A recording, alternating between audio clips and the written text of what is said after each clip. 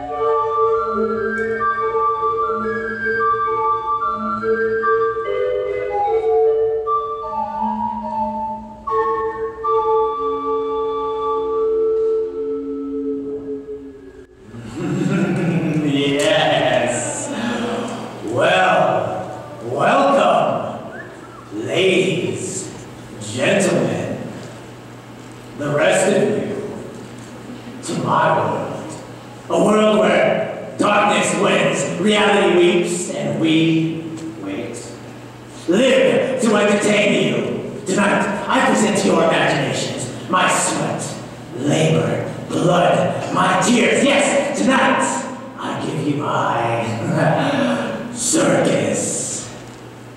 Every act you see here tonight is real. I will not make false claims, fool your eyes, nor fail your senses. I will, however, curiosity, free your fantasies, and I suspect that by tonight's end, some of you will be seduced to join me, to stay and satisfy my desires for new stars in my show. One of you already knows one of my possessions more than you think, because for tonight, you are already mine. Audience, would you be so kind to applaud my first freak? You see, she's been with me the longest, and I believe that you, the world who once formerly possessed her, will find her quite endearing. My dear Marionette.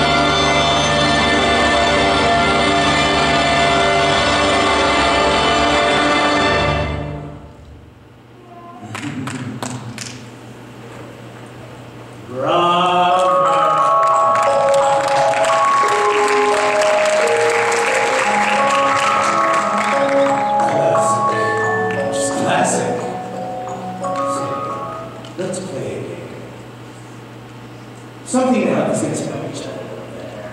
See, I've been coming here for years, and I feel like some of you barely even know me. And it's about time that a few of you get to know your guest. Now, who has some questions? I have a question. Yes, you may join. I'm not here to join your circus. They never ought to. In the beginning. Please, enlighten us. Just why are you here, my dear? Lydia. Lydia. I like it.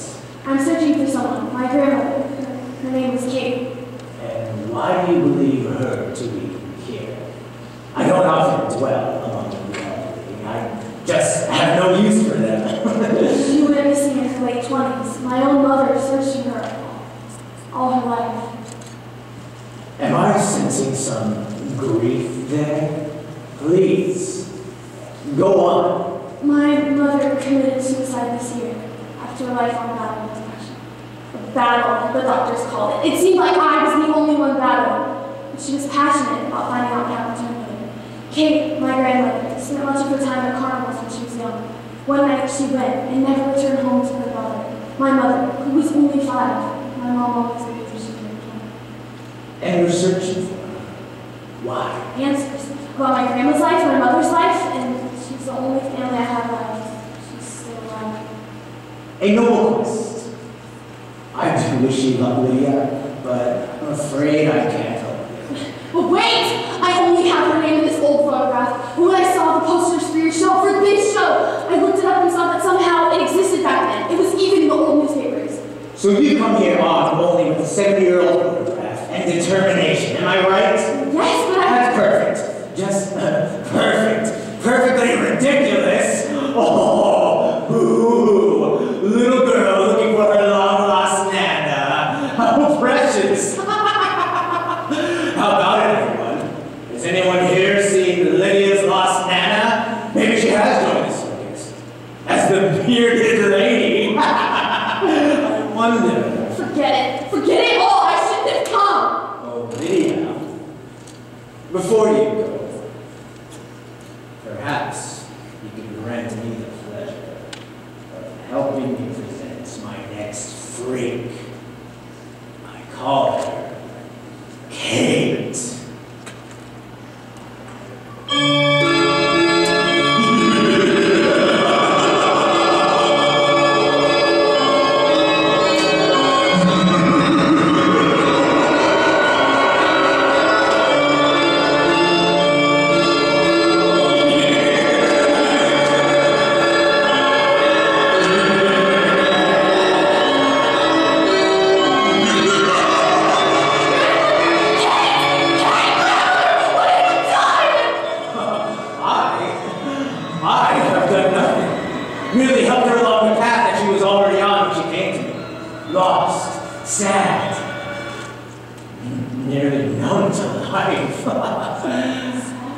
Oh yes, quite sad.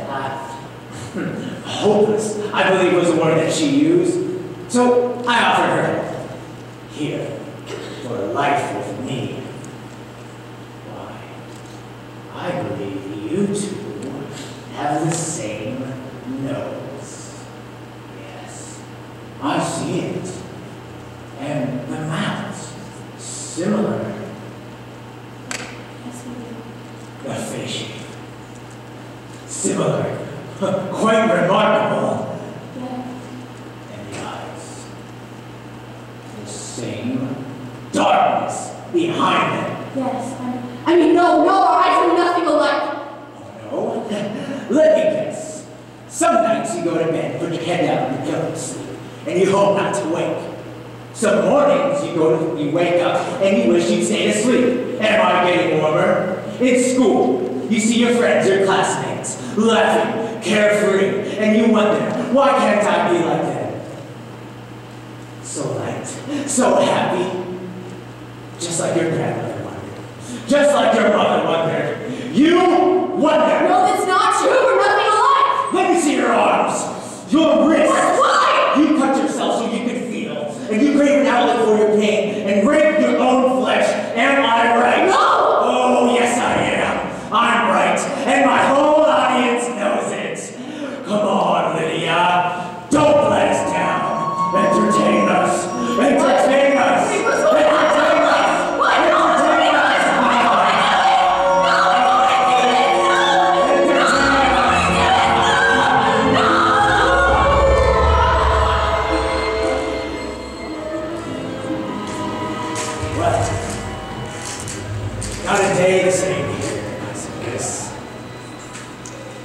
My next week, really quite frightening yet. Counterfeit yet genuine. Basically blind but a beholding beam of beauty. Now, let's all make way for my Queen of Hearts.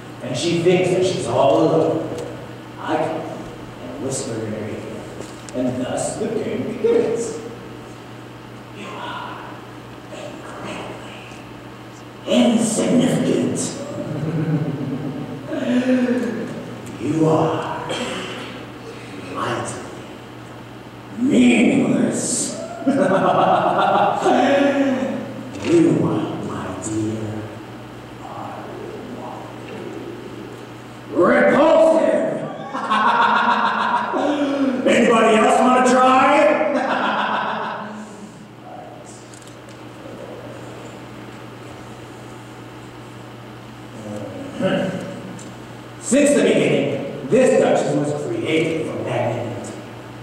But ever since I've been coming and whispering itsy-bitsy secrets in her ears, her eyes deceive her. And she does not see herself for who she really is, but for who I say she is. You may go now, my friends. You're no longer worth my time. Wait, come back! No, just kidding. Run along, shoo. You're just too easy. What a pity. In reality, her beauty incomparable. Her wisdom beyond the female. And her capacity to love, well, that's extraordinary. But it doesn't matter who she is. All that matters is who she thinks she is. I am sad that we are drawing near the end, but I know that it will not be the end of my relationship with some of you, and all of those of you who will belong to me. They're always are. It's okay to keep our next week waiting all the time. Don't worry. He's not going anywhere. Really, I have enjoyed my time here with you so far. Because you know what I love about this generation? What I find absolutely satisfying, the way everyone expects everything. Your generation wants to be catered to without catering to others, respected without respecting. Oh, it's beautiful. Entertain us. See, even I've got on. Now, I have so many more freaks to choose from now. We are we're persuaded by powers to profess our own perfection. Politely place ourselves in playing partnerships, protect our own personal pleasures, parade around with pretty people, cooperate with pride, pitter-patter, go, the little egos. I see how the times change. Because they say, as you know, that the only thing that is constant in this life is change. What a paradox! Well, that's not always true. My next freak disputes that phrase in the most dramatic fashion. These remain perfectly constant for decades. only piece of art in my show. My statue.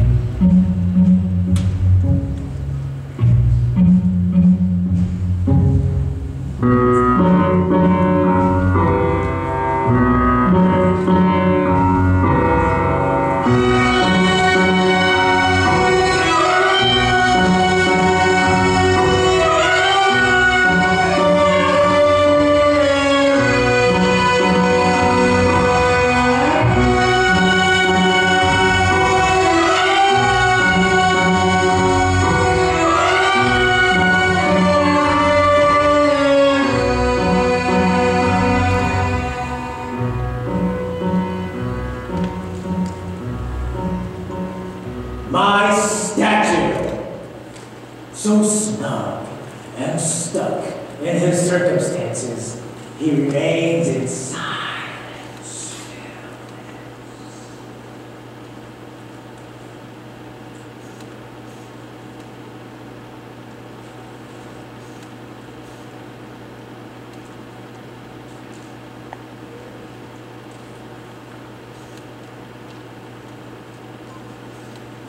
Boo!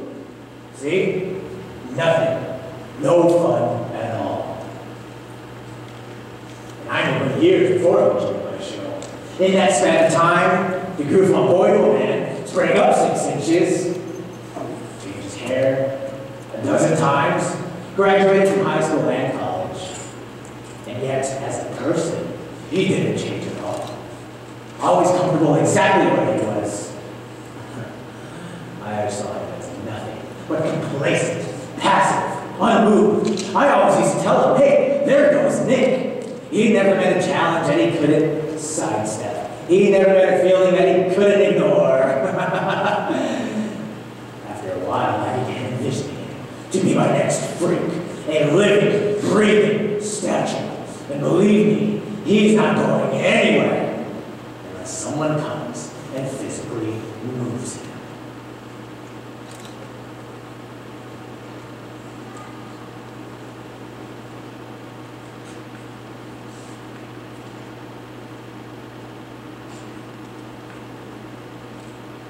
Really, I did him a tremendous favor by taking him captive under my wing, because he was useless to anyone outside of this arena, useless to any endeavor and any idea, paralyzed by his own level of comfort. I, however, am quite fine with him. My most reliable, loyal freak. Please, ladies and gentlemen, enjoy this brief intermission. Don't go anywhere. I won't want to lose even one of you. For I believe that by tonight's finale, one of you will become my next freak.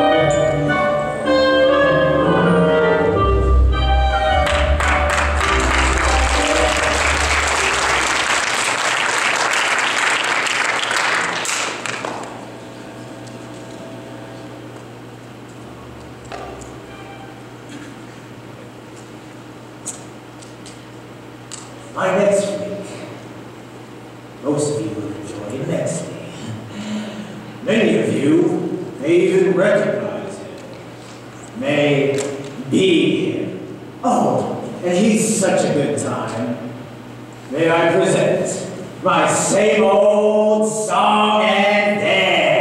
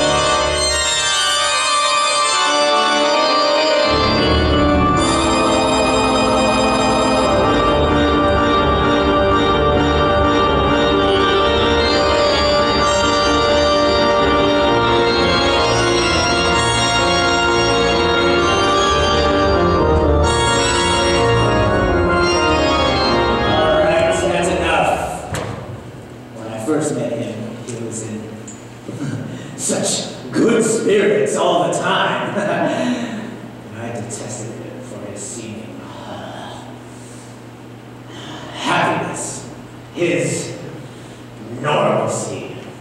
But the story got better, you see. I had a revelation. I saw a string of storms slither his way. Some truly terrible tragedies touched his trail. Dark decisions, divorce, disruption, drugs, distractions, and even death. And still, life remained. Not happy after all. I saw, rather, but a joke. Nothing more than a big joke. Nothing in his life was to be taken seriously. Just getting by with one shrug, one laugh at a time. Always talking his way through with his absurd gaze and quick tongue. Seeing his immense potential for my show, immediately I began to court him to be my next freak. Even that he didn't take seriously. Tisk, tisk. He failed to sense the sinister seduction ensuing. Well, surprise ending on this one. He became the big joke. Although I do suspect he's taking something seriously now. They always do. Once it's too late. Now get off my stage! My next freak, unlike the previous, wastes no time covering her actions in cowardice. She is one of my favorite freaks, a bit like myself, although a little undeveloped and immature, and as a result, you see,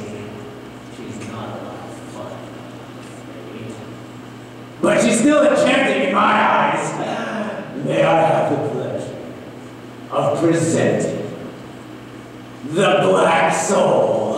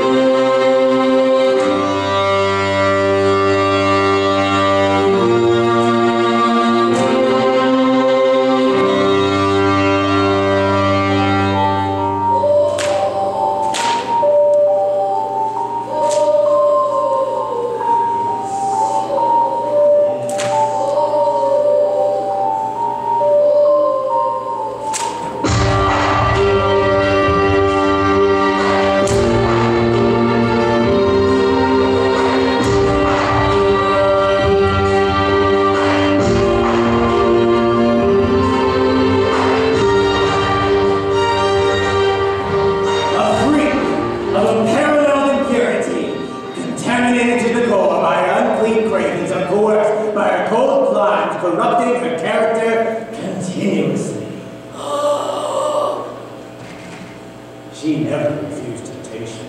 Lying, cheating, stealing, whatever the case, she never said no. It was only natural that she wouldn't refuse me, that she wouldn't refuse my show. Because she never refused sin, so she was out of practice. It was actually a little too easy to get her here. Death surrounds her, and she can't escape it. and it can't escape her. And because she has allowed herself to become contaminated by everything in her life, she has now become the contaminator. Whatever good was left in her life, whatever purity, was so starved, it died. The rest grew, and I watered. And don't feel bad for her.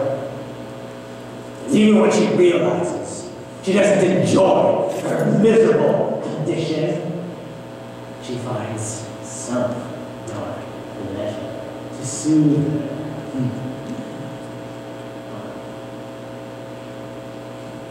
She doesn't have to be alone.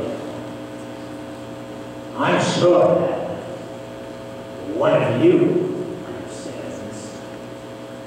I'm sure that one of you lives a similar miserable existence. Join her, won't you?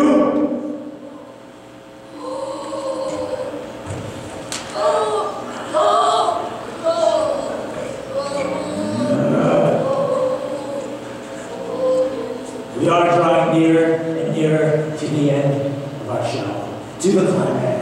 But I do have one more thing I would like to introduce to you. And now, what I've been wanting to show you, my final